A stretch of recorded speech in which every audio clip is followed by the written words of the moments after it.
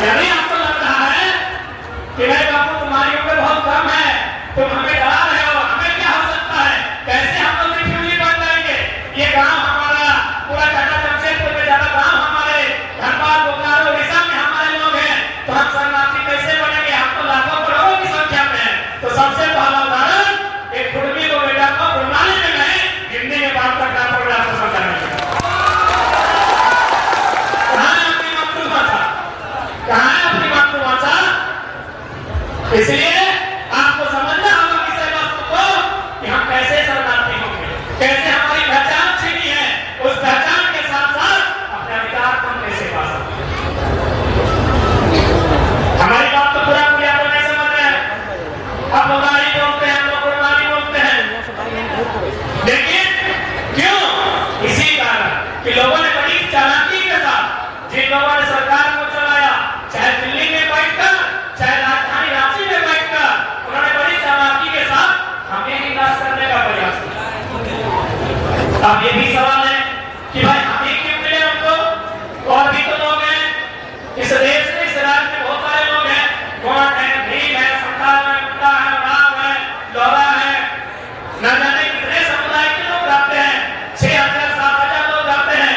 तो छोटा नागपुर के पठार में दिल्ली में बैठे लोगों को हमसे दुश्मनी क्यों थी? हमने बार बार कहा आप जहां से अगर आप धनबाद से चलिएगा तो जब से बदलना तो उड़ीसा केवल अपनी जमीन में पाल हो जाएगी। यानी कोई भी चाहे विदेश का आदमी आए, चाहे छोटा नागपुर पठार के अलावा बाहर के लोग आए, क्या वे लोग हवा में घर बना सकते हैं? अपने योजना परियोजना, अपनी कंपनी, अपनी फैक्ट्री, क्या वे लोग हवा में लगा सकते हैं? नहीं, हमें जमीन चाहिए। जमीन किसकी है? हमारी है। जमीनें किसकी है? हमारी है। इसीलिए सबसे पहले केंद्र सरकार ने जो उस समय और आज भी पूंजीपतियों की सरकारें हैं, उन्होंने कहा कि हमें सुविधा कैसे हो, यदि हम जमशेदपुर सरायकेला में कोई फैक्ट्री लगाएंगे, धनबाद बोकारो रांची में अगर जमीन का अधिग्रहण करेंगे तो सुविधा कैसे होगी? इनके पास जमीनें ज्यादा है। तो आप देख सकते हैं विशेषकर कोयले बेल्ट में, औद्योगिक क्षेत्रों में लगभग 60-70% जमीनें हमारी थी। इसलिए 1950 में बिना किसी नोटिफिकेशन के हमें जो समय की सूची थी प्रिमिटिव ट्राइब्स, हमें कोई साजिश चालाकी षड्यंत्र के तहत बाहर कर दिया। आज भी हमारे पढ़ने वाले नौजवानों को, हमारे माताओं बहनों को, हमारे समाज के मैक्सिमम लोगों को जानकारी तक नहीं कि हमारे साथ ये साजिश क्यों रची है। इसलिए आज एक जन चेतना की आवश्यकता है, जो चेतना धीरे धीरे जागरूक हो रही है हम सभी के बीच। आज हम सबों के बीच एकजुटता की आवश्यकता है, जो एकजुटता हम देख पा रहे हैं, इस एकजुटता को आखिरी मुकाम तक जब तक हमारी पहचान और सम्मान न मिल रहा है, इसे कायम रखना। क्योंकि इस बात को मानना होगा, हम लोग बहुत ही सरल लोग थे, भोले भाले लोग, खेती के माध्यम से धान लगाकर अपना जीवन यापन करने वाले लोग, बहुत सरल लोग थे। हमने लोगों की चालाकी को कभी समझा नहीं। आज उसी चालाकी का परिणाम कि हम लोग हास्य में हैं। आज बारीकी से मैं कुछ बिंदुओं को समझा रहा हूँ और बिंदुओं से आपको आभास होगा कि किस प्रकार हमें मैनेज करने का प्रयास किया गया है। सबसे पहले बात करते हैं इतिहास की। यहाँ सभी पढ़े लिखे नौजवान हैं, पढ़ी लिखी माताएं आई हैं, सबको जानकारी है। हम जैसे इतिहास पढ़ते हैं, हमारे सामने चैप्टर्स आते हैं पाषाण काल, उसको 3 भागों में बांटा जाता है, पूरा पाषाण काल, मध्य पाषाण काल, नव पाषाण काल। जैसे ही पाषाण काल खत्म होता है, ताम्र पाषाण में आते हैं, कांस्य युग में आते हैं, मोहनजोदड़ो हड़प्पा में आते हैं, वैदिक काल, उत्तर वैदिक काल में आते हैं, महाजनपद काल होते हुए, गुप्त वंश होते हुए, हम लोग मुगल को पार करते हुए अंग्रेजों के काल तक आते हैं ना। ये तो हम इतिहास पढ़ते हैं ना, पढ़ा हमने। लेकिन बताइए, कहीं लाल काल का जिक्र है, कहीं लाल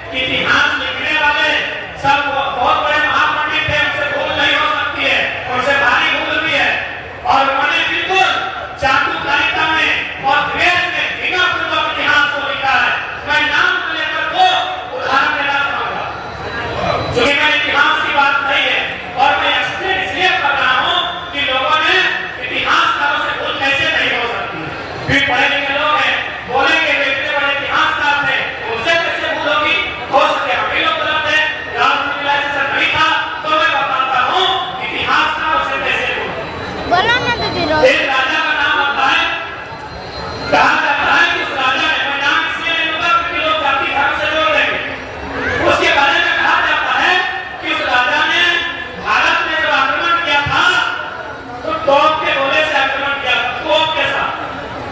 ध्यान दीजिएगा मेरी बात को कि इतिहास का भूल कैसे नहीं कर सकते हैं, इतिहास का धोखा कैसे नहीं कर सकते हैं, इतिहास का बेईमानी कैसे नहीं कर सकते हैं। उन्होंने क्या बताया कि 1500 के पीरियड में भारत के राजा या विदेशी उसने गोला के साथ तोप होता है उसके साथ भारत में आक्रमण किया।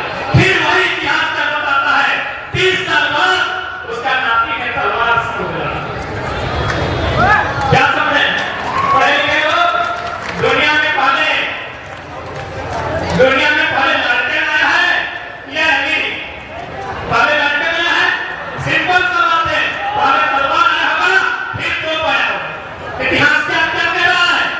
दादाजी को तोप से लड़ा रहा है और नाती को तलवार से लड़ा रहा है।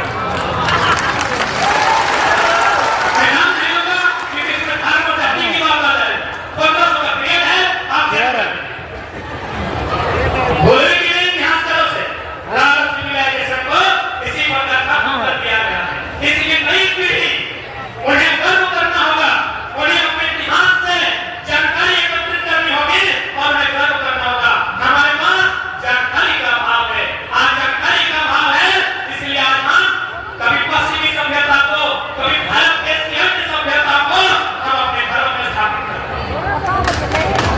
और सबसे बड़ा उदाहरण जानकारी और शिक्षा का सबसे बड़ा उदाहरण इधर तक आए होते हैं, हम आपके बीच खड़ा हैं।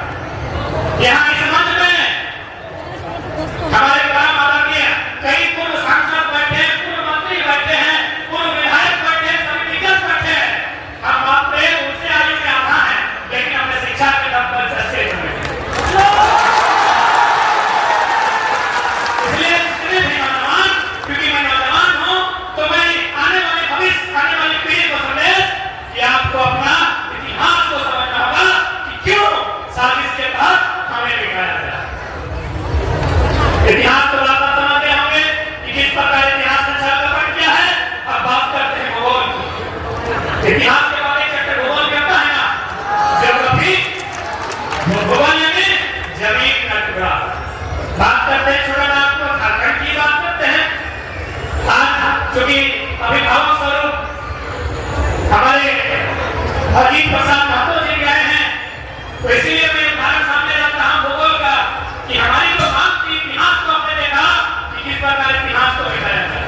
आप लोग समझ में आता है कार्य मुझे करके अपना पूछिए ना कि किस प्रकार इतिहास में हमारे गौरवशाली इतिहास को लोगों ने किताब में रखा ही नहीं तो हमारे बच्चे कैसे पढ़ेंगे?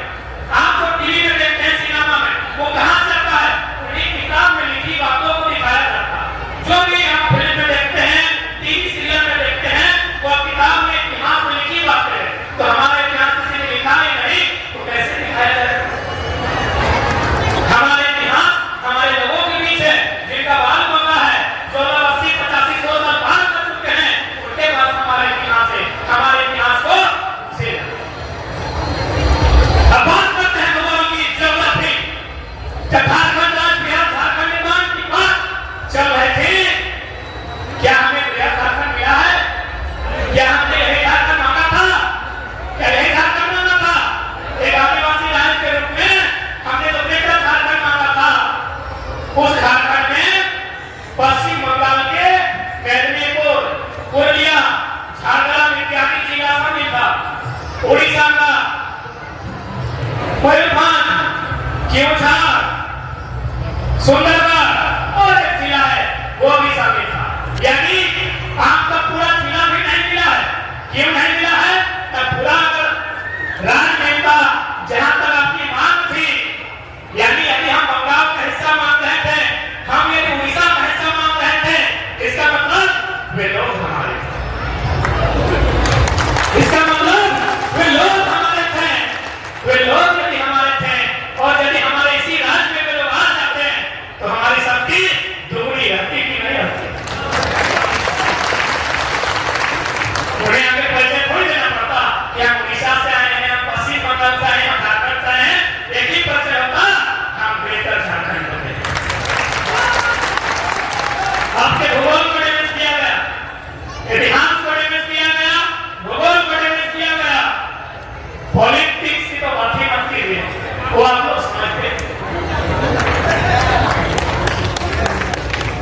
इकोनॉमी की बात कीजिए, ये जितने भी बड़ी बड़ी ऊंची ऊंची बिल्डिंग्स टाटा जमशेदपुर में आप देख पा रहे हैं, चले जाइए 50 साल 60 साल 70 साल पीछे, ये जमीनें कितनी है? टाटा की है। अरे टाटा फोर इंडिया नहीं है, इंडिया टाटा खुद भारत में नहीं है, उसकी जमीन कैसे होगी? टाटा खुद भारतीय है, जमीन हमारी है। टाटा जो कहता है भारत की अर्थव्यवस्था में हमारा योगदान है, उनसे कहिए आपकी अर्थव्यवस्था में हमारा योगदान है।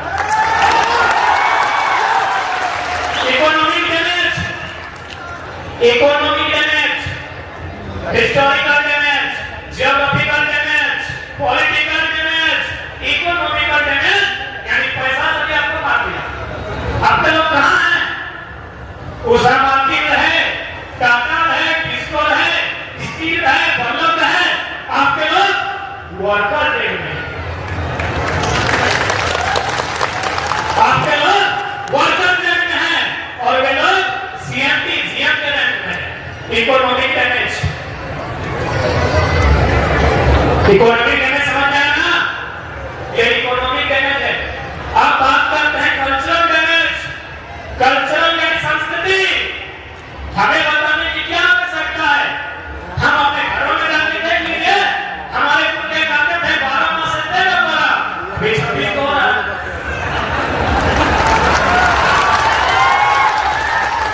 कल्चरल डैमेज, कल्चर यानी संस्कृति, संस्कृति यानी खान पान रहन सहन, और यही कल्चर आपका महत्वपूर्ण होगा। आप जो लड़ाई लड़ रहे हैं अपने आप को सूचीबद्ध करने के लिए, आपका कल्चरल आइडेंटिटी आपको मजबूती के साथ, आपके नेक निगाहदारी आपको मजबूती के साथ आपकी सूची की लड़ाई में, आपकी पहचान की लड़ाई में आपका बचाव करेगा। सांस्कृतिक डैमेज हुआ है ना? बात मुझसे लोग अच्छा से समझेंगे। हमारे बुद्धिया कहते थे ना 12 माह से 13 तक और हम कहते थे ना कि हमारा बात वही है जिसमें मूड़ी चूड़ी और पूड़ी चलता हो।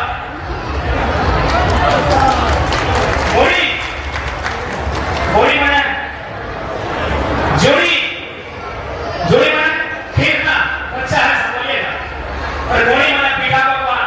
जाके देखिए अभी क्या क्या लेके आते हैं। कल्चरल, आप बताइए एक इंसान को मारने के लिए कहां से आपको डैमेज किया गया है? Historical, geographical, cultural, political, economical, उसके बाद भी